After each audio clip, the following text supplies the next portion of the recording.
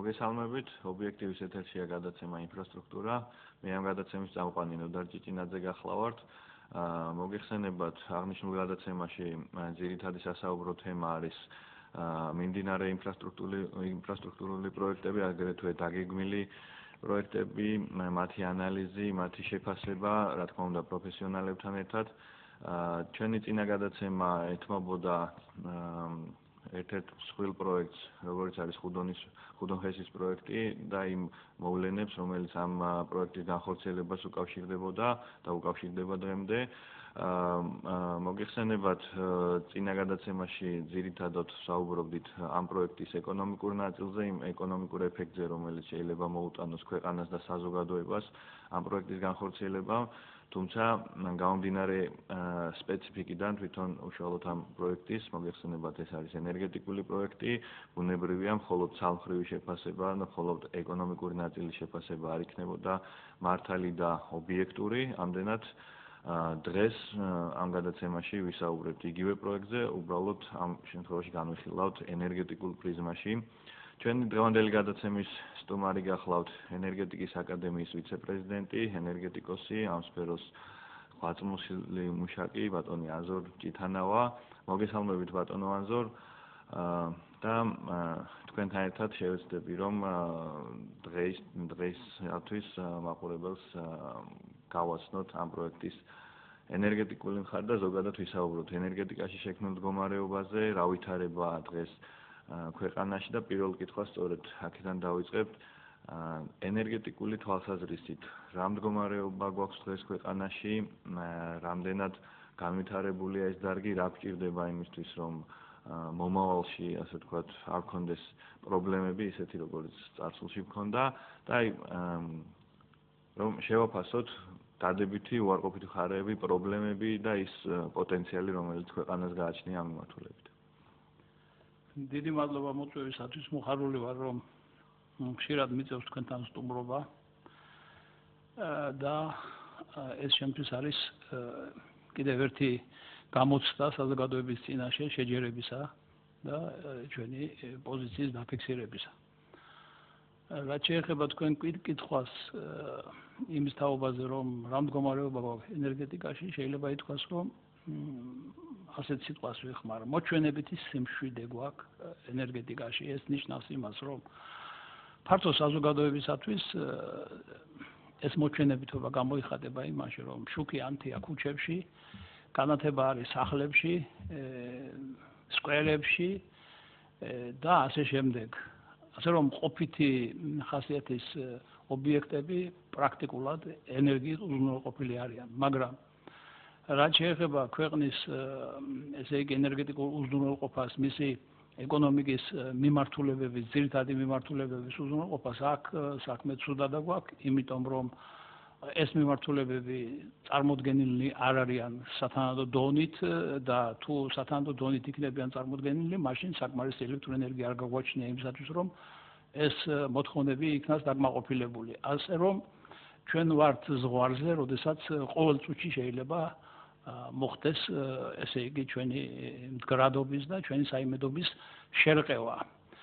აქედან გამომდინარე, ზრუნვა იმის თაობაზე, რომ ენერგეტიკული ობიექტები და ენერგეტიკა ვითარდებოდეს და ენერგეტიკა შეექმნას სათანადო სათბური პირობები, ეს არის სწორი პოლიტიკა, ეს არის გეზი, რომელიც მთელ მსოფლიოში აღებულია ყველა ქვეყანას, განვითარებასაც, განუვითარებელსაც და განვითარებულსაც. ასე რომ ჩვენ ამ მიმართულებით შეიძლება ითქვას, რომ დაწყებული გვაქვს ეს პროცესი, ენერგეტიკას ექცევა საკმაოდ დიდი ყურადღება და ეს დიდი ყურადღება გამოიხატება იმაში, რომ არსებობს ესე იგი ინვესტიციისა დაცვის და ხელშეწყობის მთელი რიგი საკანონმდებლო აქტები, არსებობს ესე იგი მხარდაჭერა განვითარებისა, ყველა მიმართულების მხარდაჭერა არსებობს, საკანონმდებლოც, სამთავრობოც, საზოგადოებრივიც და ასე შემდეგ და ასე შემდეგ. ასე რომ ამ მიმართულებით ჩვენ დღეს ვართ იმ სტადიაში, როდესაც ეს იღებს სტარტს, მაგრამ სტარტი ჯერ მიდის საკმაოდ ნელა და შეიძლება ადგილზე ბრუნავთ და ჯერჯერობით წინსვლის მაღალი ტემპები შემჩნეული არ არის და ჯერჯერობით არც შეიმჩნევა. ისიც უნდა ვთქვა, რომ თუ ზოგიერთი ენერგეტიკული ობიექტი მსვლელობაშია, ეს ენერგეტიკული ობიექტები გარკვეულწილად იმ ვადებში და იმ მოთხოვნებში არ ეტევიან, რასაც მთავრობა თხოვლობს და ერთგვარი შეფერხებით და რაღაც ტექნიკური პირობების დარღვევით მიმდინარეობს და ესეც არის ერთ-ერთი პირობა იმისა, რომ მომავალში ესე იგი შეიქმნას რაღაც გაურკვეველი სიტუაციები და ჩვენი ენერგეტიკული უზრუნველყოფა ვერ გახდეს წინსწრები ტემპით დამაკმაყოფილებელი იმისათვის, რომ ჩვენი ეკონომიკა ესე იგი იყოს ამის მიმღები. მე ისიც მინდა გითხრათ, რომ ყველა ქვეყანაში ეს რეზერვები, ენერგეტიკული უზრუნველყოფის რეზერვები დაახლოებით 20%-ის ფარგლებშია, პრაქტიკა ასე ლაპარაკობს, მაგრამ რაც უფრო დიდია ეს რეზერვი, მით უკეთესია, მაგრამ ეს ეკონომიკურობასთან არის დაკავშირებული და ეკონომიკა თუ გაძლევს საშუალებას, მაშინ შეგიძლია 30%-იანიც გქონდეს უზრუნველყოფა წინსწრები ტემპით განვითარებისა, მაგრამ ჩვენ არა მარტო 20%-ის, არამედ რამოდენიმე პროცენტის, ერთეული პროცენტების საშუალებაც არ აქვს, რომ დავახვედროთ მოთხოვნილებას და იმ საწარმოო შევქნათ ასე ვთქვათ, რომ საჭიროების შემთხვევაში. დიახ, აი ეს არ აქვს. ეხლა რაც შეეხება ჩვენი ქვეყნის ესე იგი პოლიტიკას იმასთან დაკავშირებით, რომ ენერგეტიკა უნდა განვითარდეს და აქცენტი აღებული არის ისეთ მიმართულებებზე, რომლებიც ძირითადად საკუთარ რესურსებზე ორიენტაციას გულისხმობს, ესეც მე მიმაჩნია, რომ ძალიან სწორი მიდგომაა. და თანამედროვე მსოფლიოს მოთხოვნაც არის, შეიძლება ითქვას, გაეროს ეგიდითაც, ეს არის მთავარი მოთხოვნა, რომ რაც შეიძლება 2020 წლამდე შევძლოთ, ესე იგი განახლებადი ენერგიის ათვისება, გაორმაგება ამ ათვისების და დავემყაროთ არატრადიციული ენერგიის გამოყენების, ესე იგი წყაროებიც მოხდეს ამ სათვალავში. ეხლა უცბად ადამიანმა რო წარმოიდგინოს და ოპონენტმა რო თქვას, რომ ჩვენ უკვე მიღწეული გვაქვს და მართლა გვაქვს მიღწეული, იმიტომ რომ განახლებადი ენერგიის წყაროები ჩვენ ბალანსში, ენერგიის ბალანსში 78% წარმოადგენს, აი ჰიდროენერგეტიკა მაგალითად 78%-ია და ეს საკმაოდ მაღალი მაჩვენებელია. და თუ რო ვთქვათ, რომ ესე იგი გაეროს მოთხოვნები შესრულებულია, ეს იქნება აბსურდი, არ არის სწორი და ასეთი მიდგომა დამღუპელია, მოჩვენებითია და დამღუპელია.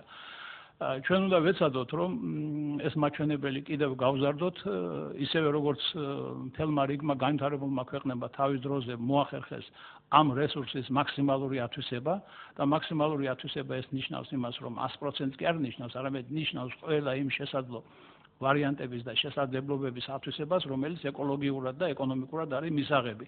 ამიტომ ეს შეიძლება ზოგან იყოს 99%, ზოგან იყოს 60%, ზოგან 45% და ასე შემდეგ და ასე შემდეგ. ასე რომ ეს ვითარება, ესე იგი, არის დამოკიდებული იმ მიდგომებზე, რომელსაც პრივილეგიები ექნება ქვეყნის ეკონომიკის განვითარების საქმეში და ეს პრივილეგია პირველ რიგში არის ხელმისაწვდომობა, რაც მინდა ვთქვა. და ხელმისაწვდომი თუ არ იქნა ენერგია, ის გამოუყენებელია და ის არაფრისთვის, ესე იგი, პრაქტიკულად კეთილდღეობას არ ემსახურება, მაგრამ ამის თავში მაინც გარემოსთან ურთიერთობის საკითხები დგას და ყველაფერი უნდა რეგულირდებოდეს ამ მოთხოვნებიდან. ეხლა როგორია ჩვენი რესურსები? რა პოტენციალი გვაქვს? ხშირად ამ კითხვას რო სვამენ, მე ყოველთვის ვამბობ, რომ კი მართალია, რომ 26000 მდინარე გვაქვს. მაგრამ ამ 26000 მდინარიდან 320 მდინარეა ისეთი, რომელსაც ენერგეტიკული მიმზიდველობა აქვს. ეხლა რო გითხრათ, რომ დანარჩენს არაფერი ენერგია არ აქვს და ენერგიის მატარებელი არ არის, მეთქი ეს სწორი არ არის, იმიტომ რომ რადგან მდინარე მოძრაობს, მას ენერგია აქვს. მაგრამ აქ ლაპარაკია იმ ენერგიაზე, რომლის მიღება და ხელმისაწვდომობა ხელსაღრელია და მისაღებია, ესე იგი, მოხმარებისათვის და აი ასეთი არის 320 მდინარე. მაგრამ ამ 320 მდინარიდან ესე იგი კიდევ ხდება ამორჩევა გარკვეული რაოდენობის მდინარეებისა, რომლებიც მათ შორის საუკეთესონი არიან. ესეთი არის 15. აი წარმოიდგინეთ, ახლა საიდან ჩამოვედით 26000, 320 და 15. ამ 15-დან კიდე ქვევით ჩამოვალ და გამოვა, რომ სამი მდინარე გვაქვს, სამი არტერია, ეს არის ენგური, მტკვარი და რიონი. აი ასეთი სურათი იხატება. და ამათი ესე იგი პოტენციალი 60-იანი წლების გადაანგარიშებით 60-იან წლებში შესრულდა ეს ნამუშევარი. ერთ-ერთი ჩემი ინსტიტუტის ნამუშევარიც არის ამაში. მხედველობაში მაქვს ინსტიტუტი, ჰიდროპროექტი, ენერგეტიკის ინსტიტუტი, რომელსაც ძირითადად ენერგეტიკის ინსტიტუტი და ძირითადად გივი სვანიძე პროფესორი აკადემიკოსი იყო ამ სამუშაოს ხელმძღვანელი და ჩვენი სამუშაო ურთიერთობა გამოიხატებოდა იმაში, რომ სათანადო სქემებით, სათანადო გადაწყვეტილებებით ჩვენ ვამარაგებდით მას და ის იმან შექმნა არაჩვეულებრივი ნაშრომი აი ამ წყლის რესურსების გამოყენების თაობაზე, მისი შეფასების თაობაზე და მისი შესაძლებლობების თაობაზე, რომელიც განახლებას თხოვლობს დღეისათვის. და ეს განახლება ჩანასახის სტადიაშია. სურვილი არის, მაგრამ ჯერჯერობით ნაბიჯები გადადგმული არ არის. ყოველ შემთხვევაში ჩემი მთან არსებობს ინფორმაცია იმის თაობაზე, რომ აქ განვითარების ფონდი ამერიკის აპირებს დახმარებას სამინისტროს ინიციატივით, რა თქმა უნდა. და ეს მოხდება უახლოეს პერიოდში, მაგრამ ეს არის ძალიან დიდი შემაფერხებელი ფაქტორი იმისათვის, რომ ობიექტურად შეფასდეს, ესე იგი, ესა თუ ის გადაწყვეტილება ამა თუ იმ მდინარის, ამა თუ იმ ობიექტის პარამეტრებზე და მის შესაძლებლობებზე. ასე რომ რეალურად ჩვენ აი ამ კითხვაზე პასუხი რო გაგცეთ, 40 მილიარდი კილოვატ-საათის ფარგლებში გვაქვს ეკონომიკური ნაწილი ჰიდროენერგიის ეკონომიკური ნაწილი, რომლის განხორციელება მეტნაკლებად საზიანოა გარემოსათვის და მისაღებია აი ამ რამოდენიმე პარამეტრით, ეს არის ეკონომიკა, ეკოლოგია და ასე შემდეგ. რაც შეეხება დანარჩენ პოტენციალს, არა, დანარჩენი პოტენციალი. თუ შეიძლება ჩაგერთვებით, თუ შეგვიძლია იმის თქმა, რომ აი უდიდესი ნაწილი ჩვენი პოტენციალის, ენერგეტიკული პოტენციალის, ჰიდროენერგეტიკას გულისხმობ, არის სწორედ ამ სამ მდინარეში. შეიძლება ითქვას, რომ ამ სამ მდინარეზე შეიქმნება ენერგიის უდიდესი ნაწილი, თუ დანარჩენის მდინარეებიც, იმიტომ რომ არსებობს საუბრები, რომ რაღაც მცირე ჰესები, პატარა ჰესებით უნდა განმავითაროთ და არა მასშტაბური პროექტებით, ანუ როგორია თანაფარდობა ამ ორ მოსაზრებას და ამ ორ ალტერნატივას შორის? თქვენ ძალიან კარგი შეკითხვა დასვით და პირდაპირ გიპასუხებთ ყოველგვარი მოხვევის გარეშე. მართლაც ასეა, ის სამი მდინარეა ძირითადი, რომელზედაც უნდა განვითარდეს ენერგეტიკული კვანძები და რომლებიც შეიქმნება იმისათვის, რომ სისტემური საკითხები გადაწყდეს. ეხლა რაც შეეხება მოსაზრებას იმის თაობაზე, რომ მცირე ენერგეტიკა, მცირე ჰესები ნამდვილად ყველა გამომსვლელი, ეს ტელევიზია იქნება, პრესა იქნება, რადიო თუ სხვა მედიის სხვა საშუალებები, ყველა აბსოლუტურად მართალია იმის თაობაზე, რომ ეს შესაძლებლობები არსებობს. არსებობს ქარის ენერგია, არსებობს ზის ენერგია, არსებობს მცირე ენერგეტიკა, ყველაფერი არსებობს და ამბობენ, რომ აი მოდი ავითვისოთ ესენიო, მაგრამ არც ერთი არ ამბობს, აი გამომსვლელებში, რომ რა მასშტაბის ამოცანის გადაწყვეტა შეუძლია ამა თუ იმ სახეობის ენერგიის გამოყენებას. და თუ მასშტაბებს, ესე იგი, თანაზომადი არ არის იმ ამოცანებთან, რომელიც არის გადასაწყვეტი, მაშინ ეს ფუჭი გადაყრილი ფულია. ასე რომ მე არ მინდა თქვა იმისა, რომ მცირე ენერგეტიკას არაფრის გაკეთება არ შეუძლია, მაგრამ არსებობს გამოთქმა კლასიკური, რომ მცირე ენერგეტიკა წყვიტავს ადგილობრივი ხასიათის ამოცანებს. ყოფით საკითხი. ლოკალური, აი ადგილობრივი. ლოკალური ხასიათის ამოცანებს. მცირე ენერგეტიკაში ქარი შედის, ბზეთ შედის, ბიომასა შედის და ყველაფერი შედის. რაც შეეხება საშუალო ჰესებს, რომელსაც კიდევ ასევე აპელირებენ და ამბობენ, რომ აი საშუალო ჰესები ავაშენოთ და ეს ნაკლებად საზიანოა და რაღაცები. მასაც თავისი მასშტაბები აქვს. ის ეტავა მხოლოდ და მხოლოდ რეგიონალური. აი მაგალითად ეხლა ზოგს რეგიონი წარმოუდგენია ამიერკავკასია, ზოგს წარმოუდგენია ესა რა ქვია აღმოსავლეთ ევროპა, აზია და ასე არის. მე ვლაპარაკობ ქვეყნის შიგნით რეგიონების საკითხების გადაწყვეტა შეუძლია მას. ეს არის ქართლი, კახეთი, იმერეთი და რეგიონალური საკითხები, რომელიც აი ამ ობიექტების მეშვეობით შეიძლება გადავწყვეტოთ. მაგრამ არის ობიექტები, ესე იგი მსხვილი მასშტაბის, აი მე თქვენ ეხლა მინდა მადლობა გადაგიხადოთ იმისათვის, რომ არ იხმარეთ სიტყვა გიგანტური და იხმარეთ მსხვილი მასშტაბის ობიექტი. ეს არის სწორი გამოთქმა. და გიგანტური არის მოგონილი, რომ ხალხი დააფრთხონ. და ესე იგი უთხრან რომ აი ეს გიგანტომანია და ასე შემდეგ და ასე არავითარი გიგანტომანია საქართველოში არ არსებობს ხუდონი არავითარი გიგანტური ობიექტი არ არის არც პარამეტრებით არც სიმაღლით არც სიგანით მე უტრირებას ვაკეთებ არც ნაგებობების იმისი რა ქვია მოწყობილობა დანადგარების პარამეტრებით და არაფრით არ არის გიგანტური ეს არის ჩვეულებრივი მსხვილმასშტაბიანი ობიექტი რომელიც გამიზნულია სისტემური ამოცანის გადასაწყვეტად და სისტემური ამოცანა რა არის ეს არის ზოგად სახელმწიფოებრივი სისტემური ამოცანა რომლის დაკმაყოფილება მხოლოდ და მხოლოდ ასეთ მსხვილ მასშტაბის ობიექტებს შეუძლია სამი სახეობაა სულ ესე იგი მცირე საშუალო და დიდი მსხვილი ობიექტები აი ამ სამი სახეობიდან ყველას თავისი ფუნქცია აქვს მაგრამ ყველაზე მთავარი არის აი ამ მსხვილი ობიექტებით ენერგოსისტემის დაბალანსება და მისის შესაძლებლობების განსაზღვრა რომელსაც ჩვენ ახლა ვადგევართ და ვაკეთებთ ამიტომ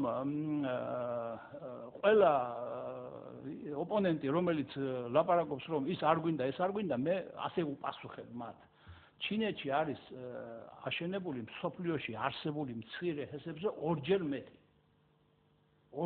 მცირე ჰესი ვიდრე მთელ მსოფლიოში ერთად აღებული მაგრამ ჩინეთი მიუხედავად ამისა იმ პროვინციების და იმების ამოცანების გარდა ზოგად სახელმწიფოებრივ ამოცანებს წყვიტავს მსხვილი ობიექტების ხარჯზე მათ შორის ატომური ენერგეტიკა, თბოენერგეტიკა, ჰიდროენერგეტიკა და შემიძლია გითხრათ რომ ჩინეთში ეხლა დღეს ესე იგი სამი ხეობა იმაზე იანძიზე შენდება სამი ობიექტი რომელთა სიმაღლე ენგურის კაშხლის სიმაღლეზე მეტია და ენგური დღეისათვის თაღოვან კაშხლებში ითვლება ყველაზე მაღალ კაშხლად იქ არის ესე იგი ობიექტი რომელიც 295 მეტრი იქნება 265 მეტრი იქნება და 257 მეტრი იქნება სამი ობიექტი შენდება ერთდროულად ამ ხეობაში აი ამ უზარმაზარი ქვეყნის ესე იგი გადაწყვეტილება არის რომ ეს უნდა აშენდეს და უფრო მეტსაც გეტყვით ესე იგი თუ ზოგიერთმა ქვეყანამ მოახერხა თავისი რესურსების ათვისება ლაპარაკია ჰიდროენერგიის რესურსებზე ის ისევ მიუბრუნდა იმ ათვისებული რესურსების შესაძლებლობების შესწავლას და ეხლა ახერხებს აი იმ მიუვალ ადგილებში სადაც თავის დროზე ჩაითვალა რომ აქ არაეკონომიური იქნა მაგალითად როგორი შესაძლებლობებით შეიძლება დამატებითი სიმძლავრების შექმნა დამატებითი გამომუშავების მიღება და ასე შემდეგ და ასე შემდეგ თითქმის ყველა ქვეყანა ამას აკეთებს მე 1999 წელს ვიყავი ამერიკაში მივლინებით 3 კვირით რათა შემესწავლა ესე იგი ჩემთან ერთად საბჭოთა დელეგაცია იყო რა თქმა უნდა შეგვესწავლა მიწისძვრის გავლენა ამ ობიექტებზე და ჩვენ მოვიარეთ მაშინ 14 ობიექტი ჩვენ დაფიქსირებული გვაქვს და ხელი გვაქვს მოწერილი როგორც სპეციალისტებს ამერიკის ობიექტების შეფასებაში და ერთ-ერთი მეც ვიყავი იმ ჯგუფში რომლებმაც შევაფასეთ სან-ფრანცისკოში მომხდარი მიწისძვრის შედეგების გავლენა ჰიდროტექნიკურ ნაგებობებზე და მივედით იმ დასკვნამდე რომ პრაქტიკულად ყველა ჰიდროტექნიკური ნაგებობა იყო ესე იგი დაუზიანებელი და მუშაობდა შესანიშნავად გაუძლო იმ გამოცდებს რა გამოცდათ ამ მიწისძვრამ დააყენა მათ წინაშე. ეხლა ეს რატო ვთქვი? ეს იმიტომ ვთქვი რომ აქ ვნახე მე ობიექტები რომლებიც ესე იგი სიმაღლით დაუშვათ იყვნენ 150 მეტრისა, მაგრამ კიდე 15-20 მეტრის დაშენებას აპირებდნენ იმისათვის რომ დამატებითი წყალსაცავები შეექმნათ. და ეს ძირითადად ხდებოდა არა ენერგეტიკული ეფექტის მისაღებად, არამედ წყალმოთხოვნის, სასმელი წყლით მომარაგების საკითხების დასაკმაყოფილებლად. იმას ესე იგი იღებდნენ ამ დარეგულირებული წყლიდან და შემიძლია გითხრათ რომ სან-ფრანცისკოში მაგალითად სასმელი წყალი 600 კილომეტრიდან მოყავთ. 600 კილომეტრიდან მოყავთ სასმელი წყალი და მისი სათავე არის ოროვილი. ესე იგი ეს არის კაშხალი, ჰიდროტექნიკური კვანძი და შემიძლია გითხრათ რომ ეს იმიტომ ვახსენე მე რომ ჰიდროენერგეტიკა იძლევა საშუალებას ამ რესურსის, წყლის რესურსის კომპლექსურად გამოყენების გადაწყვეტისათვის. ეს არის პირველ რიგში ენერგეტიკა, ეს არის წყალმოთხოვნის დაკმაყოფილება, ეს არის წყალდიდობასთან ბრძოლა და სტიქიასთან ბრძოლა, მორწყვა და ასე შემდეგ და ასე შემდეგ. სატრანსპორტო არტერიების განვითარება, ჰიდროტექნიკური ნაგებობების მეშვეობით, მაგრამ ჩვენთან ეს საკითხი არ დგას დღეს, სატრანსპორტო არ დგას, იმიტომ რომ ჩვენ თაგორიანი ქვეყანა ვართ და ეს საკითხები მაინდა-მაინც აუცილებლობას არ წარმოადგენს, მაგრამ აი წარმოიდგინეთ ევროპის ქვეყნები, წარმოიდგინეთ რუსეთი, და ლათინური ამერიკის ქვეყნების სატრანსპორტო არტერიებია ამ ნაგებობებზე. მაგალითად, ჰიდროტექნიკური ნაგებობებით არის გადაწყვეტილი ლენინგრადის დაცვის საკითხი, სადაც ჩვენ აქტიური მონაწილეობა გვაქვს მიღებული, როგორც საკავშირო ინსტიტუტის ერთ-ერთი პროფილი, შემადგენელი ნაწილი, ჩვენი სპეციალისტებიც მონაწილეობდნენ ამ საქმეში, ასე რომ ჰიდროენერგეტიკული მიმართულების განვითარება ეს არის კომპლექსური მიდგომა და შემიძლია გითხრათ პირდაპირ გეუბნებით, რომ ამ საკითხს ჭირდება სახელმწიფოებრივი კომპლექსური მიდგომით შექმნილი დოკუმენტი, მართვის დოკუმენტი, რომელიც ჯერჯერობით არ გაგვაჩნია. და თუ ეს მართვის დოკუმენტი არ შეიქმნა, ეს მე მინდა გამოვიყენო ერთი ძალიან ცნობილი არქიტექტორის გამოთქმა და ძალიან მომწონს, როცა გამოდის, რომ ჩვენ კონსტიტუცია არ აგვაქვს ქალაქ გეგმარების და ქალაქის განვითარების რო ვიძახის, მე ვიტყვი, გადმოვიტან იმის სიტყვებს, ვისესხებ და ვიტყვი, რომ ჩვენ კონსტიტუცია გვინდა ენერგეტიკაში. აი ამ მართვის დასაკანონებლად. და ეს კონსტიტუცია უნდა იყოს, ესე იგი, განახლებადით სრულყოფილებაში მოყვანილი გარკვეული რაოდენობით წლების მერე, მაგრამ საფუძველი მაინც უნდა იყოს ჩაყრილი იმისათვის, რომ ის იყოს კვანძი, რომლის იქით წასვლა არ შეიძლება. აი, მაგალითად წარმოიდგინეთ თქვენ, რომ თუ ჩვენ ესეთი დოკუმენტი არ გვექნება, მაშინ ყველა ჩვენი გადაწყვეტილება იქნება ამოვარდნილი საერთო სხემიდან და აქაც ვიხმარ იმ სიტყვას, რომელსაც ჩვენი წინაპრები ამბობენ, რომ ჩვენ შევქმნით სიმახინჯეს ბუნებაში, დავამახინჯეთ იმ მონაკვეთს, იმ მდინარეს და იმის გამოსწორება მე პრაქტიკულად შეუძლებელი იქნება. ამიტომ არის ეს კონსტიტუცია საჭირო, ამიტომ არის მისი ესე იგი შექმნა საჭირო და ამისთვის სტრუქტურაა საჭირო სათანადოდ არა, ესე იგი ამისი უფლების მიცემა ვიღაცისთვის, რომელსაც ფული აქვს და უნდა რომ თავის ინტერესებს მოარგოს ენერგიის მიღების საშუალებები აითვისოს ეს როგორც მას უნდა ისე და არავითარი წყალმოთხოვნის დაკმაყოფილების გარემოს დაცვისას აიძულებენ და დააკმაყოფილებენ, მაგრამ მასშტაბური საკითხი წყალმოთხოვნის დაკმაყოფილება და მისი გადანაწილება დარგების მიხედვით გადაწყვეტილი არ იქნება. ეს არის აქსიომა და თუ ვინმეს გონია რომ ესე იგი გარემოს დაცვა მარტო იმას გულისხმობს რომ ის არ ჩაიძიროს, ის არ დაიტყოროს და რაღაცები, გარემოს დაცვა გულისხმობს რაციონალურად გამოყენებას. თითოეული რესურსის რაციონალურად გამოყენებას და იმიდან მაქსიმალური შედეგის მიღებას. ამიტომ მე ვამბობ რომ ჩვენ პრობლემები ძალიან ბევრი გვაქვს, მაგრამ ხუდონი ამასთან მიმართებაში, აი ამ პრობლემებთან მიმართებაში ესადაგება ამ საკითხებს და ესადაგება რომ ის ამოვარდნილი და შემთხვევით გადმოსული და შთამომავლობით მიღებული ობიექტი არ არის. ის არის ღრმა შესწავლის, ღრმა ანალიზის და ღრმა ურთიერთობების შედეგი, რომელიც იყო დამყარებული ენგურთან დაკავშირებით, მის განხორციელებასთან დაკავშირებით და შეიქმნა საფუძველი, რომ ენგურის მერე ყოფილიყო ეს ობიექტი, რომელიც თავისი პარამეტრებით აი გლობალური ამოცანის, რასაც ქვია სისტემური საკითხების გადაწყვეტა, კვანძის შექმნა, მდგრადობის და საიმედობის უზრუნველყოფა, მოსახლეობის და ეკონომიკის მდგრადობის შენარჩუნება და რაც თავარია უსაფრთხოება. ეს არის ობიექტი, რომელიც უსაფრთხოების დონეს წევს მაღლა და მივახტევთ ჩვენ ხუდონის განხორციელებით იმას, რომ თითქმის იმპორტზე დამოკიდებული, ესე იგი, ზამთრის და შემოდგომა ზამთრის პერიოდში იმპორტზე დამოკიდებულების მაჩვენებელი გარკვეულწილადია საკმაოდ მაგრად შემცირდება. და ბოლოს და ბოლოს ჩვენი მიზანი არის ეს, რომ ჩვენ იზოლაციაში არ მოვხვდეთ, არამედ სხვაზე დამოკიდებული ნაკლებად ვიყოთ, მაგრამ ეს არ ნიშნავს იმას, რომ ჩვენ ინტეგრაციაში არ უნდა ვიყოთ მეზობელ სისტემებთან. აი დივერსიფიკაციას რო ვეძახით ჩვენ მოწოდების მრავალ სახეობას, მრავალ ფეროვნებას, ეს იქნება გაზი, ეს იქნება ელექტროენერგია, ეს იქნება წყალი თუ ასე შემდეგ და ასე შემდეგ, ეს არის აუცილებელი, მაგრამ მე რო შევიდე სისტემასთან, ესე იგი, პარალელში მე უნდა ვიყო საინტერესო, მე უნდა მქონდეს შესაძლებლობები, რომ ეს ავწიო, რასაც ის ტვირთად დამადებს მე და თუ აწევ არ შემიძლია ჩავიძირები. ამიტომ ჩვენ უნდა შევქმნათ მსხვილი ობიექტები იმისათვის, რომ სისტემური საკითხები პირველ რიგში აქ მოვაგვაროთ, მაგრამ მეზობელ სისტემამაც დაინტერესება გამოთქვა და პარალელში იმუშაოთ ჩემთან, იმიტომ რომ მისი ეფექტურობა და ჩემი ეფექტურობა ამ შემთხვევაში იზრდება. აი ეს მოტივებია იმისათვის, რომ ჩვენ ხუდონი წამოვწიოთ წინ. ბატონო აზარ, ზარია ეთერში, უპასუხოთ მოусმინოთ მაყურებელს და მსმენელს და შემდგომ გავაგრძელოთ საუბარი. მოგესალმებით, გისმენთ? გამარჯობათ. მოგესალმებით, ჩემო ბატონო, მე ახლა არის 5 წუთია რაც გისმენთ. საუბარია ხუთმახესის მშენებლობაზე. ხომ მივესალმებით კასტუმასაც რა თქმა უნდა, მივესალმები ობიექტის მსმენელს და მაყურებელს და საუბარია ხუდონის მშენებლობაზე. ხომ საუბარია იმაზე, რომ მაღალი ჰესებით ჩვენ აკმაყოფილებს შემდეგ ვიღებთ სასმელი წყლის რესურსებს იმარაგებთ და ამავდროულად, ხომ?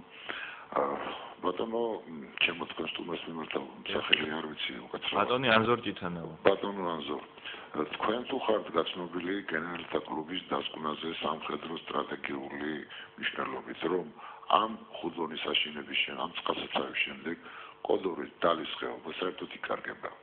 ჩვენ იქით უკვე ვეღარ გადავდივართ, ხო?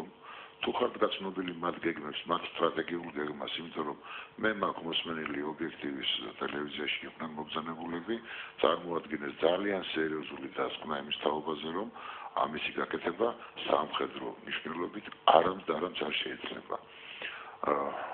კი ბატონო, თქვენ ამბობთ, რომ ეს გათვლილი გვაქვს ყველაფერი. ეკოლოგიურად ხომ ზიანდება იქ ყველაფერი, ხომ?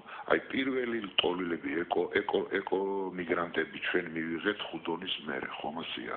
ხუდონის კი არა, ბოდიში ენგურის მერე. პირველი ეკო მიგრანტები სვანეთიდან საქართველოში გაჩნდა ენგურის შემდგომ. მანამდე ჩვენ ეკო მიგრანტები სვანეთიდან არ ყოლია. ეს გამოიწვია იმ წყლის არკენ, რომელიც იქ შეიქმნა. ახლა ხომ უფრო მეტი შეიქმნება და უფრო მეტი ზიანი მიადგება იმ კუთხეს. ახლა მოდით ასე ვთქვათ, ერთი წამი და დავამთავრებ. ერთი წუთი. ახლა მოდით ასე ვთქვათ, ჩვენ ვართ მართლმადიდებელი ქვეყანა. მე არ ვიცი თქვენი რელიგიური წამსის შესახებ მაპატიეთ, მაგრამ ვფიქრობ, რომ ხართ თქვენს მართლმადიდებელი ქრისტიანი. თუ ჩვენ ვართ ქრისტიანები და ვართ მართლმადიდებლები და ვართ ღვთისმშობლის სილხოძის ქვეყნის შვილი, მაშინ ჩვენ რატომ ვანგრევთ ღვთისმშობლის სილხოძის ქვეყანას? რატომ ვძირავთ ტაძრებს და ეკლესიებს? წმინდა გიორგის რამდენი ეკლესია გვაქვს ჩვენ ჩაძირული ქართველებს წყალქვეშ? აბა დავითვალოთ და რა მივიღეთ ჩვენ, რამდენი გასაჭირი გადაგვდა თავს, რამდენი გაჭირება გვადგას თავზე, რომელსაც ვერ ხსნით, ხომ? ჩვენ ღმერთს უარყოფთ, ჩვენ ჩვენს მართლმადიდებლობას წყალში ვძირავთ. წმინდა გიორგის ეკლესიას წყალში ვძირავთ. განა მე რა უნდა მომცეს ვინმემ თუნდაც იქ მოსახლეობის ვიძახი რომ მე ჩემი მშობლების საფლავში რა უნდა ავიღო რომ მე წყლით ჩავაძირინო. მე ჩემი მშობლების საფლავი, ჩემი წინაპრები ყველაფერს მიიღეს, ის ჩემი ქვეყანა, ჩემი სამშობლოა. ის მათი ძვლები არის ჩემთვის უძვირფასესი და მე რა უნდა გადამიხადონ რომ მე იქ მაცხოვრებელი ვიყო, რომ ჩემი წინაპრების საფლავები და მათი წინაპრების საფლავები კიდე წყალში ჩავაძირინო. ამის დაშვება არ შეიძლება ადამიანებო. მე აი ჩემს მოსაზრებას გეუბნებით, რომ არაფერ შეიძლება. რამდენად ჩვენ ღმერთს გაუდექი და გვერდზე გავიწიეთ, იმდენი უბედურება დაგვაწყდა თავს და კიდე უარესი მოგვივა თუ ჩვენ კიდე ამას გავაკეთებთ. არ შეიძლება დავეკითხოთ პატრიარქს, დავეკითხოთ ეკლესიას, შევხედოთ რელიგიური კუთხით, შევხედოთ, იმიტომ რომ ჩვენ ვართ მართლმადიდებელი ერი. არ შეიძლება ეკლესიის და რელიგიის გარეშე ამ საკითხების გადაწყვეტა. არ შეიძლება რომ ჩვენ ვიძახით, არ ვიცი, ნუ აი სიტყვები აღარ ამყოფეს, როგორ აგიხსნათ ჩემი გულის ტკივილი, აი აღარ შემიძლია როგორ გადაწყვეტ ვერ ხვდები რა. ნუ არაფერ შეიძლება რომ ჩვენი უფლის სახლი, ეკლესია, ტაძარი არის უფლის სახლი. იესო ქრისტეს სახლია, ჩვენ იესო ქრისტეს უფალს, ჩვენს უფალს წყალში უძირავთ სახლს და მერე პირჯვარს ვიწერთ და მერე სანთელს ვანთებთ, რანაირ ქრისტიანები ვართ. ჩვენ შეგვიძლია უამრავი წყლის რესურსი გვაქვს, იყო გადაცემა კიდე იმის თაობაზე, რომ საქართველოს შეუძლია მტკნარი წყლით მოამარაგოს მთელი მსოფლიო. აი ეს რესურსი გამოვიყენოთ, იქიდან მოვიპოვოთ ის თანხა და შემოვიდანოთ ენერგია თუ დაგვაკლდება და ვიყიდოთ მე იმ წყლის შემოსავლით, ვიყიდოთ ის ელექტროენერგია. მცირე ჰესები ავაშენოთ. ხომ შეიძლება ეს? აი თქვენი მოსაზრება ამის თაობაზე ჩემო ბატონო. მადლობთ ყურადღებისთვის. მადლობ შეკითხვისათვის. მე დავიწყებ ბოლოდან, სადაც აბსოლუტურად გეთანხმებით, რომ ესე იგი რელიგიის, ეკლესიის, საზოგადოების თანხმობის გარეშე არაფრის გადაწყვეტა არ შეიძლება. და აბსოლუტურად მართალი ბრძანდებით, როდესაც ამას ლაპარაკობთ და ამას ითხოვთ, მე შემიძლია გავიმეორო ბატონ თარხან მოურავის სიტყვები, როდესაც ის რამოდენიმეჯერ მოვისმინე, როდესაც მან აღნიშნა, რომ მე ვერ ჩამოვყალიბდი ხუდონხესთან მემართებაში, იმიტომ რომ ნაწილი მეგობრებისა აღნიშნავენ, რომ ეს ობიექტი აუცილებელია და უნდა გაკეთდეს ნაწილი აღნიშნავენ, რომ არ უნდა გაკეთდეს და ორივეს იმდენად მაღალი პროფესიონალიზმი და ავტორიტეტი აქვს, რომ მე ვერ გავერკვი, რომელს მივემხრო. აი იყო ეს მისი სიტყვები, რომელიც მე დავიმახსოვრე, რა თქმა უნდა. და ვაგრძელებ ამ თეზას და ვამბობ, რომ აუცილებელია ეს შეხვედრა შედგეს, აუცილებელია შეთანხმება შედგეს და ყველა სტრუქტურა და ინსტიტუტები აქ უნდა იყვნენ ჩართული და პირველ რიგში როგორც თქვენ ბრძანეთ ეკლესია და საზოგადოებრივობა. ამაზე ორი აზრი არ არსებობს და თქვენ ვერ ნახავთ ენერგეტიკოს, რომელსაც სხვა აზრი ჰქონდეს. ეხლა რაც შეეხება თქვენ ბრძანეთ, რომ მე უკნიდან ვიწყებ, იმიტომ რომ წყლის რესურსებით, ესე იგი ვიყიდოთ ეს გავყიდოთ სასმელი წყალი და ვიყიდოთ ელექტროენერგია. რა თქმა უნდა, ფორმულა სწორია, გავყიდოთ, ვიყიდოთ და დღეს ყველაფერი ყიდვა-გაყიდვაზეა აგებული, მაგრამ რამდენად უსაფრთხოა ეს სხვაზე დამოკიდებულება? აი ეს არის მთავარი საკითხი და როდესაც ჩვენ ამ თემაზე ვლაპარაკობთ, ჩვენ ამბიცია კი არა გვაქვს იმაზე, რომ ვინმეს რამე მოახვიოთ თავს, არამედ ჩვენ გვინდა ჩვენი ქვეყანა იყოს დაცული და უზრუნველყოფილი იმისათვის, რომ მას არ ჰქონდეს კატაკლიზმების შიში, არ ჰქონდეს შემთხვევით განვითარებული ბუნებრივი პროცესების და ტექნოგენური პროცესების და ადამიანური ფაქტორების, პოლიტიკური ფაქტორების ერთობლიობით გამოწვეული შიში. და ამისათვის ის უნდა იყოს თავის რესურსზე დამოკიდებული. აი თქვენ რომ ბრძანეთ ენგურის ეკომიგრანტები გააჩინაო. მე აბსოლუტურად არ გეთანხმებით, იმიტომ რომ ამ დარგის 50 წელზე მეტია მე ამ დარგში მუშაობ და თქვენ საიდან გაქვთ ეს ინფორმაცია, მე არ ვიცი. მსგავსი რამე არ მომხდარა, ენგურს არავითარი ეკომიგრანტები არ გაუჩენია, ეკომიგრანტები გააჩინა იმ სტიქიურმა მოვლენებმა, რომელიც სვანეთში განვითარდა და თქვენ იცით, ეს იყო საბჭოთა პერიოდში და მისი შეფასებაც მოხდა, რომ ეს იყო, ესე იგი, გამოვლინება სტიქიური მოვლენებისა, რომელმაც გარკვეულწილად უარყოფითად იმოქმედა და გამოიწვია მოსახლეობის გადმოყვანა და ენგურის გადასახლება ისე უმტკივნეულოდ ჩატარდა და იქ ისე შეგნებულად შეხვდა საზოგადოება ამას, რომ არავითარი წინააღმდეგობა იქ არ ქონია, მაგრამ მე მინდა გითხრათ, რომ ენგური რო არ ყოფილიყო, ჩვენ პრაქტიკულად აი ერთ რამეს გეტყვით და მინდა რომ ეს გამომივიდეს კარგად ნათქვამი რა. ენგური რო არ იყოს, ჩვენ აფხაზებთან ურთიერთობის საშუალებები გვექნება ძალიან შეზღუდული. ენგური არის ერთადერთი ფაქტორი, რომელიც ამ ურთიერთობას არეგულირებს და ისეთ მაღალ დონეზე არსებობს ეს ურთიერთობა, რომ იქ საშურიც კი არის ვინმე რამებს ზარი შეიტანოს და რაღაცა ძვირი თქვას იმაზე, რომ აი ჩვენ ერთმანეთთან თანამშრომლობთ. ეს არის ჩვენი ტექნიკური შესაძლებლობების, ჩვენი ინტელექტის, ჩვენი ურთიერთობების დემონსტრაცია, როგორ ხდება იქ ადამიანური ფაქტორების მეშვეობით და როგორი კონსოლიდაციის გამომწვევია ერთი მიზანი, რასაც ქვია ქვეყნის ელექტრომომარაგება და ამ მომარაგებით სარგებლობენ როგორც აფხაზები, როგორც ქართული მხარე, ისე მთლიანად მთელი საქართველო, იმიტომ რომ მე ცალკე აფხაზეთს არ განვიხილავ და განვიხილავ მას საქართველოს შემადგენლობაში და როგორი დიდი როლის შემსრულებელი ამ შემთხვევაში ენგური. რაც შეეხება კიდევ ერთი მაგალითის მოყვანა შემიძლია ეკლესიების და ჩაძირვასთან დაკავშირებით, რაც თქვენ ბრძანეთ.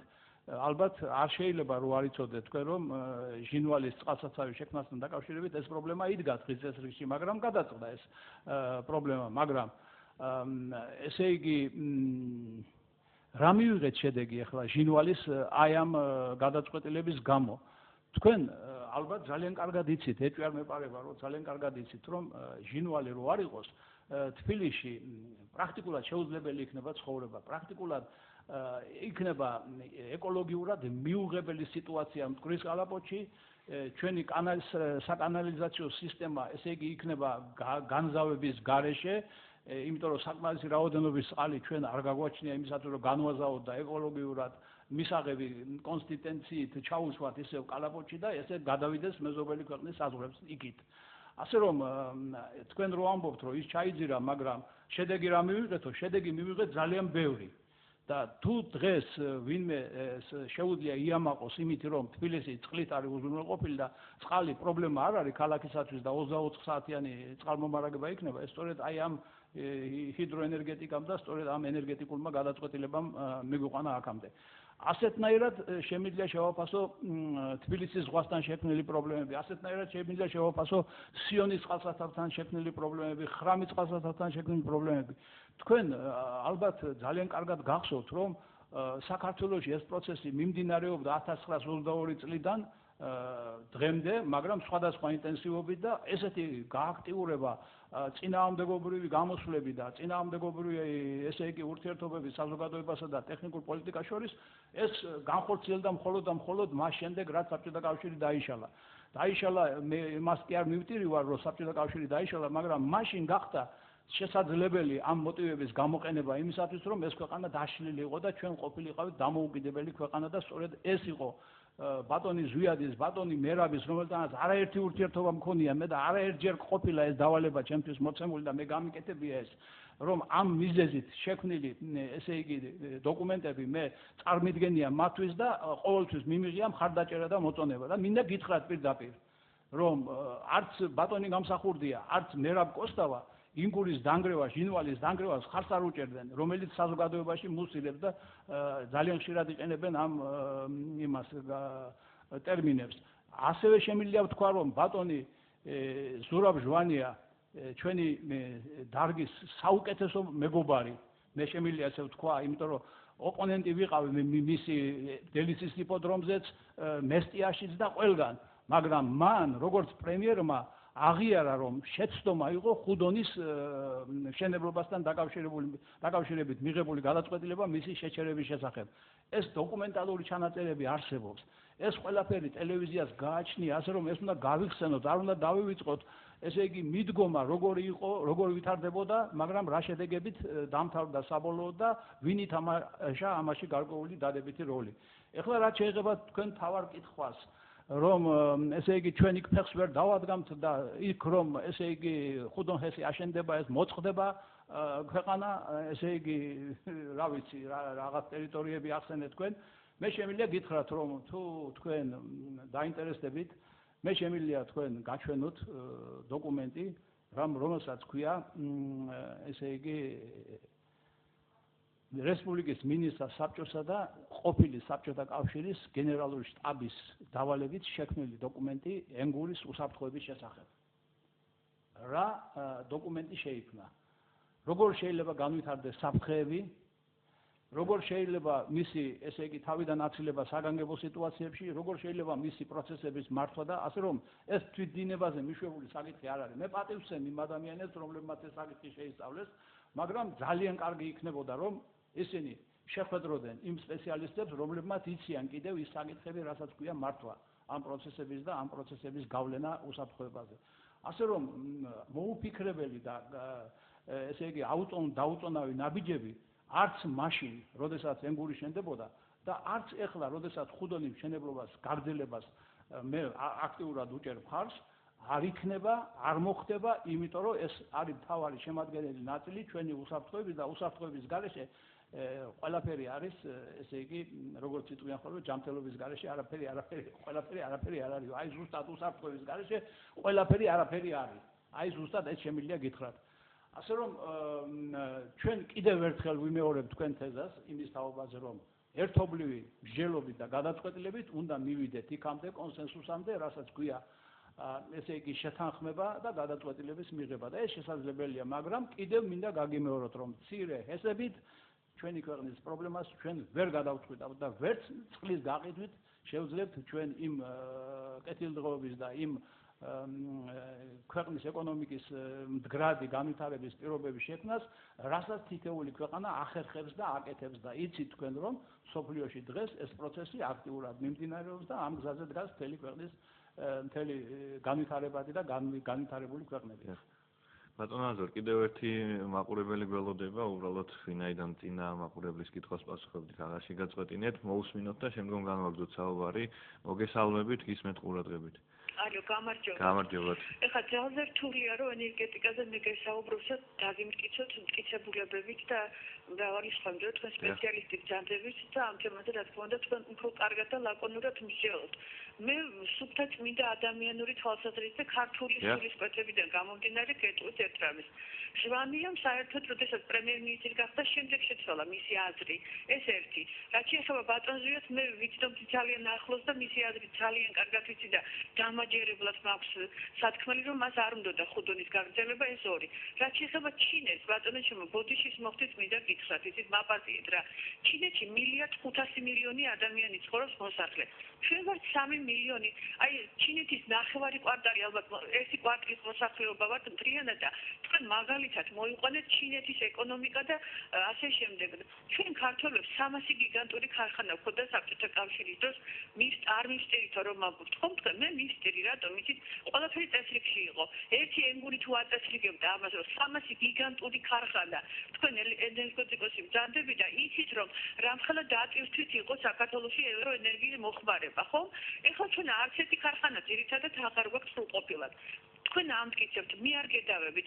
არის მეორე მხარე საზოგადოების რომლებიც ამტკიცებენ რომ არ შეიძლება და მავნებელია. გარდა ამისა, ჩემო ბატონო, ქართულ ადამიანო და ქართველებო, საქართველოში მთის რეგიონებში არის ტრაგიკული მდგომარეობა. დაიცალა მთა. სვანეთში ძირითადად სასაზღვრო რაიონები გვაქვს და იქაც კიდევ მოსახლეობა უნდა აიყაროს და წამოვიდეს სვანეთიდან. ამას რატომ არ ვაქცევთ ყურადღებას და ნუ თუ მართლა რა საწარმოები უნდა ავაგოთ ჩვენ ისეთი დამოკიდებული ვართ ევროპას და ევროპა განაგებს საქართველოს და ამერიკა. ხო, ასე არის. ალბათო, თუ შეიძლება ერთი აქვე რომ გკითხოთ ერთი პატარა შეკითხვა. დასაწარმოები უნდა აშიდეს გიგანტებით, რომ ელექტროენერგია საქართველოს არ აკმაყოფილებდეს. უნდა გავყიდოთ ელექტროენერგია. ეს კახიკალაძის ახლა მისი გადაწყვეტილება და ფლობს ამ სტრუქტურას და მისი ინტერესებიდანაც არის. ძალიან გთხოვთ, როგორც ქართველს, როგორც ადამიანს, თქვენი საფლავები მამაკაცმა რომ ისაუბრა, ჩემთვის წმინდაზე წმინდა არის ჩემი წინაპრების საფლავი და მე მილიონსაც არ ავიღებ ამ საფლავის ჩაძვრის გამო.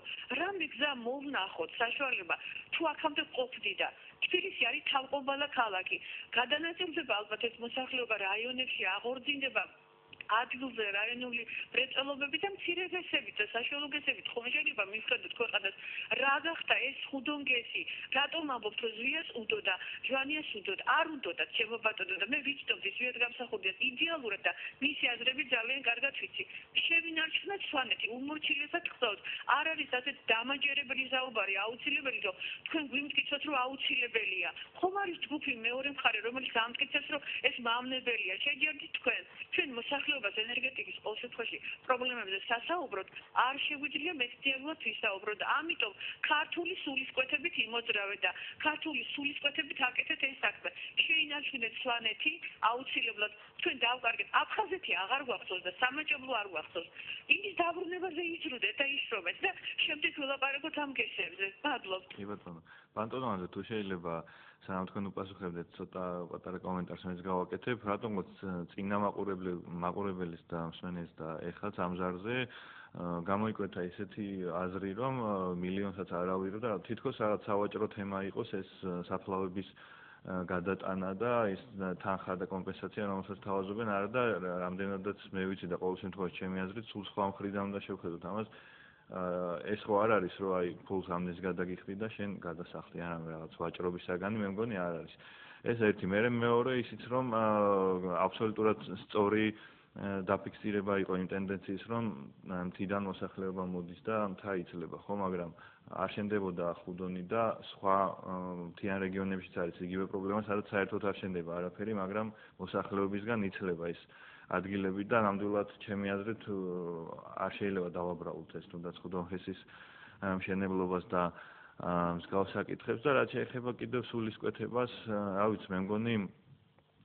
თუ მართლა ქართული სულისკვეთებით შევხედავთ ყველას მიზანი ის უნდა იყოს რომ ქვეყანა განვითარდეს ხო და აი ამ კატეგორიებზე საუბარი თქვენ ისე გადმოგცემ სიტყვას და რომ უპასუხოთ ამ მაყურებელს და მის პოზიციას რა არის ამ შემთხვევაში რა შეიძლება იყოს ინტერესი თუ არა ქვეყნის განვითარება ხო მაშინ ხო უარს ვარ ვიტყვით ყველა პროექტზე და განვითარებაზე ეს სიამოვნებით მაგრამ მე პირველ რიგში მინდა ვთქვა რომ მე ზეპირ სიტყვერებას არ ვიშველიებ იმისათვის რასაც ვამბობ იმაზე პასუხს ვაგებ მე ვიყავი 30 წლის განმავლობაში ინსტიტუტ ჰიდროპროექტის დირექტორი, რომელმაც ეს ხუდონის პროექტი დაასაბუთა და წარმართა და მიიყვანა დღევანდელ მდგომარეობამდე. მხედველობაში მაქვს მშენებლობის ამ სტადიამდე.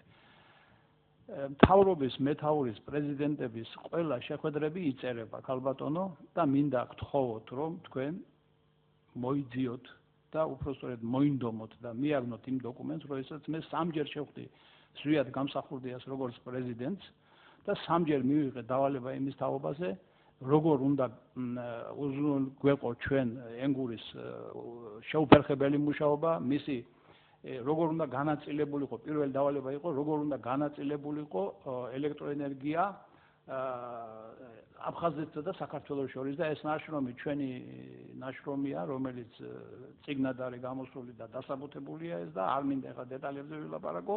ეს დავალება იყო ბატონის ზვიადის, ეს დავალება იყო ესე იგი პრემიერის ზურაბ ჟვანიასი გადამოწმებული მერე და შემიძლია გითხრათ, რომ ის შეხვედრა, როდესაც ჩვენ ზურაბ ჟვანიას შევხვდით ენერგეტიკოსები, იქ მისი გამოსვლაც არის ჩაწერილი და აიღეთ ბატონო და წაიკითხეთ, უпростоრედ ნახეთ და მიხვდებით, რომ ეს ყველაფერი არის რეალურად, რასაც მე ვლაპარაკობ.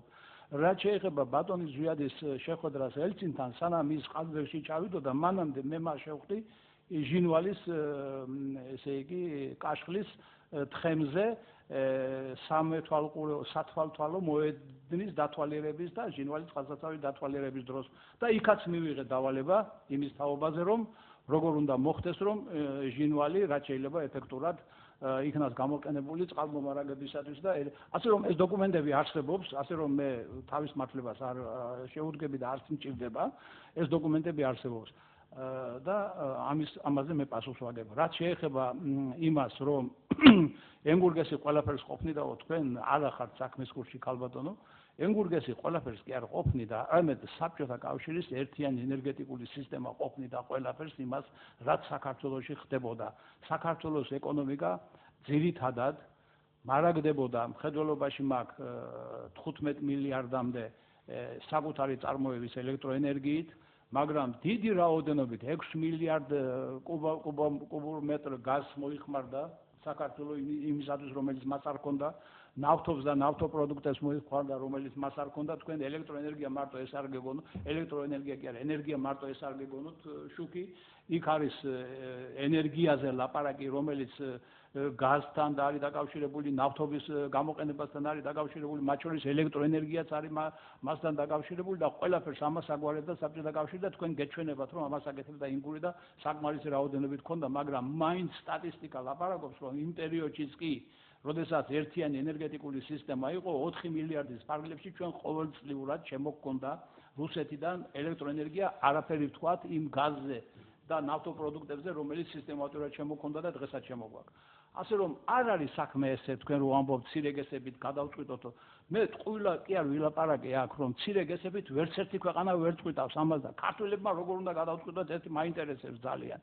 ვერ გადავწყვიტავ მცირე ენერგეტიკით. მცირე ენერგეტიკით USAID-მა მცირე ჰესის მოწყობით შავ ხევსურეთში ერთი სოფელი ელექტროენერგიით მოამარაგა და გააკეთა არაჩვეულებრივი მაგალითი და საქმე, სასარგებლო საქმე, რომ როგორ შეიძლება მცირე ენერგეტიკა ხალხის სამსახურში ჩადგეს.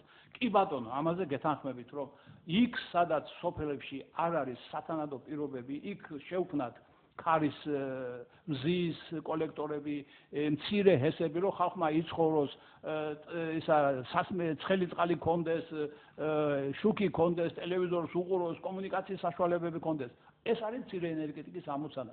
და თქვენ რომ მეუბნებით, რომ მცირე ენერგეტიკით გადავწყვიტოთო, მე გეუბნებით, მე თქვენში დავინახე, რომ თქვენ პატივსცემთ სპეციალისტებს. ეს დავინახე თქვენ ნათქვამში და ისიც თავმდაბლობის ელემენტის დავინახე, რომ თქვენ არ შეგიძლიათ იმჟელოთ ამ თემაზე და ამაზედაც ძალიან კმაყოფილი ვარ, რომ თქვენ ეს აღნიშნეთ, მაგრამ ის რომ თქვენ ესე იგი ენდობით, რომ მცირე ენერგეტიკა ამას გადაწყვიტავს და ვინც არ უნდა ილაპარაკოს, ჩვენ ყველა დაუმტკიცებთ, რომ ეს არის ნონსენსი, ამის გაკეთება არ შეიძლება, მაგრამ მისი გამოყენება აუცილებელია იმისათვის, რომ გითხარით და კიდევ ერთხელ გეუბნებით. 452 მცირე ჰესი ქონდა საქართველოს 1955 წლამდე. 452. რატო ავაშენეთ ჩვენ ხრამგესი რატო ავაშენეთ, ფილსრესი რატო ავაშენეთ, ინგურჰესი რატო ავაშენეთ, ლაჯანურჰესი რატო ავაშენეთ, ვარციხეხესები და ასე შემდეგ და ასე შემდეგ. იმიტომ რომ ესე გვინდოდა? არა. ჩვენ ეს ავაშენეთ იმიტომ რომ სხვანაირად ჩვენი ქვეყნის წინსვლა და ეკონომიკის განვითარება შეუძლებელი იქნებოდა. და დღეს ეხლა თქვენ გპასუხობთ მე ასე, რომ ჩვენ ქვეყანას განვითარება არ უწევია თუ ენერგიით უზრუნველყოფილი არ იქნა. თუ ენერგია საკმარისი არ იქნა, ჩვენი ქვეყანა ვერ შექმნის იმ კეთილდღეობის პირობებს, რასაც ქვია აფხაზეთის დაბრუნება, რასაც ქვია სამხრეთ ოსეთის და ოსების ცხინვალის რეგიონის დაბრუნება. კეთილდღეობა უნდა იყოს მთავარი ვექტორი, მთავარი ესე იგი შუქურა იმისათვის, რომ ეს ხალხი მოტრიალდეს და ჩვენთან წამოვიდეს და ჩაბნელებულ საქართველოში, სამუშაო ადგილების არ მქონდეს საქართველოში, ხელფასის და პენსიის ასე მინიმალურ დონეზე უზრუნველყოფილი ქართველი ხალხის ესე იგი შემხედვარე ჩვენთან არავინ არ წამოვა. ამიტომ არის საჭირო, რომ ჩვენ ჯერ პირველ რიგში ჩვენი ქვეყანა ავწიოთ და ავუყანოთ იმ დონეზე, რა დონეზედაც ქართველი ხალხი ღირსია და ღირსეულად მოიტანა იმან დღემდე ეს ყველაფერი, ღირსეულად შეძლო თავისი ესე იგი შენარჩუნება თავისი პრიორიტეტული მიმართულებების და დღეს ერთ-ერთი საუკეთესო ქვეყანა ვართ ჩვენ ინტელექტუალური და სხვა პარამეტრებით და ამიტომ ეკონომიკური პარამეტრებით გვჭირდება და ამის დრო დადგა უკვე აღარ შეიძლება მეტი გაცდენა დროის და ეს უნდა გაკეთდეს. ვერც კახი კალაძე, ვერც ისა ირაკლი ღარიბაშვილი, ვერც ერთი თავის პირად ინტერესებზე არასოდეს არ ფიქრობენ იმაზე, რომ ქვეყანა იყოს წარმატებული და ქვეყანა იქნება წარმატებული მხოლოდ და მხოლოდ მაშინ, როდესაც მისი ხალხი იქნება უზრუნველყოფილი და ხალხს ექნება სითბო, წყალი, ელექტროენერგია, საჭმელი და სასმელი.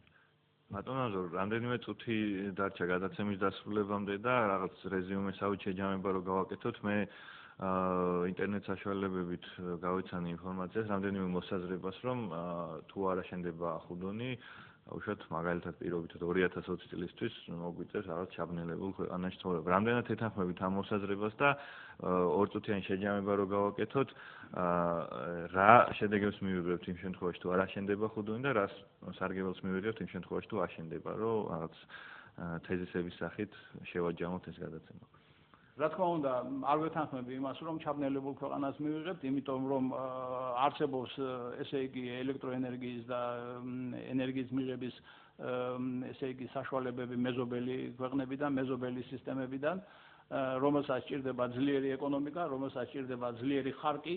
მაგრამ ძლიერი ეკონომიკა სჭირდება ძლიერი ენერგეტიკა. ესე იგი ყველაფერი რომ ვიყიდოთ და შემოვიტანოთ ეს ჩვენი ცხოვრება და ჩვენი ესე იგი კეთილდღეობის დონე ძალიან დიდხანს ვერ აიწევა იმ დონეზე, რომ ჩვენ ვიყოთ მისაბაძი და სამაგალითო ქვეყანა. ამიტომ ეს ჩაბნელება არ მოხდება, იმიტომ რომ ცივილიზაციისგან და ურთიერთობისგან და ინტეგრაციისგან მიდის მსოფლიო, თქვენ იცით რომ დღეს ესე იგი არიან ქვეყნები, რომლებსაც საკუთარი არაფერი არ გააჩნიათ, მაგრამ შესანიშნავად ცხოვრობენ, იმიტომ რომ მეზობელი ქვეყნები ამარაგებენ და გადადინება, გადმოდინება ხდება. რაც შეეხება რატო ვაკეთებთ მაშინ იბადება კითხვა, იმიტომ ვაკეთებთ, რომ საკუთარი რესურსების გამოყენება პირველ რიგში არის უსაფრთხო. და ესე იგი ჩვენ შეგვიძლია ჩვენი ქვეყანა დავიცვათ საფრთხეებისგან და მეორე ეს არის იაფი და ხელმისაწვდომი იმისათვის, რომ ჩვენი ქვეყანა უფრო ჩქარად ადგეს ესე იგი კეთილდღეობის და აღმავლობის გზაზე და როდესაც თქვენ პროდუქციის შემადგენელი ენერგია 45%-ის ფარგლებშია ზოგიერთი პროდუქციის შემადგენლობაში, მისი ფასი არის კატასტროფულად მაღალი. იმას ვერც იქ გაყიდი და ვერც მე ვიყიდი. ამიტომ არის საჭირო, რომ ელექტროენერგია და ენერგომატარებლები იყოს საკუთარი რესურსის, რომლის მოპოვება და რომლის არსებობა ამ მაჩვენებლებს, ესე იგი გაიაფებს ხელმისაწვდომს გახდი და მე თავიდანვე ვთქვი, ხელმისაწვდომობა არის პირველი პრინციპი. ამიტომ ხუდონის აშენება ინგურთან ერთად ეს არის ის დიდი კვანძი, აი თავკომბალაო აღნიშნა მე მგონი ქალბატონმა. თბილისი არის თავკომბალაო. თბილისი მართლა არის თავკომბალა, აღმოსავლეთ საქართველოში ჩვენ გვაქვს ენერგეტიკული კვანძი, რასაც ქვია გარდაბნის თბოსადგურების კვანძი და ასეთივე თავკომბალა თუ არ შევქმნით ენგურზე, ენგური ხუდონის სახით და იქ პერსპექტივით რა პერსპექტივას მანდ არის მოსალოდნელი, ჩვენ სისტემის მდგრადობასაც ვერ შევძლებთ. და ვერ უზრუნველყოფთ. ამიტომ ეს არის დიდი ობიექტები, მსხვილი ობიექტები და დიდი კვანძების პრეროგატივა და ასე უნდა განვითარდეს ენერგეტიკა. და მე კიდევ ერთხელ მინდა მხარი დაუჭირო ამ სტუდიაში გამოთქმულ აზრს, რომ საზოგადოება უნდა დაჯდეს, უნდა შეჯერდეს, აზრების შეჯერების შედეგად მიიღონ გადაწყვეტილება. მე გეტყვით, კიდე მინდა საზოგადოებას უთხრა, რომ აი ბატონის ზვიადის პერიოდში შედგა სამთავრობო კომისია და შედგა დოკუმენტი, სადაც იყვნენ გაერთიანებული ყველა საზოგადოების ესე იგი ის ნაწილი, რომელიც წინააღმდეგი იყო იმისი, რა ქვია, ხუდონის, ის ნაწილი, რომელიც მომხრე იყო და მივედით კონსენსუსამდე, რომ არავითარ შემთხვევაში ხუდონის შეჩერება არ შეიძლება. არსებობს ეს დოკუმენტი, არსებობს შემოწერილი დოკუმენტი, ამას დაკითხვა უნდა, მეტი არაფერი. დიდი მადლობა ბატონო ანზორ, სამწუხაროდ ჩვენი გადაცემისთვის განკუთვნილი დრო ამოიწურა, თუმცა სასაუბრო ალბათ ბევრი დაგვრჩა და მე იმედი მაქვს, რომ შემდგომ გადაცემებში კიდევ მოგიწევთ სტუმრად და გავაგრძელებთ საუბარს. დიდი მადლობა ყურადღებისთვის. ეთერში იყო გადაცემა ინფრასტრუქტურა. კარგად ვწანდებოდეთ. მე ამ გადაცემის წამყვანი ნოდარ ჭიჭინაძე გახდით.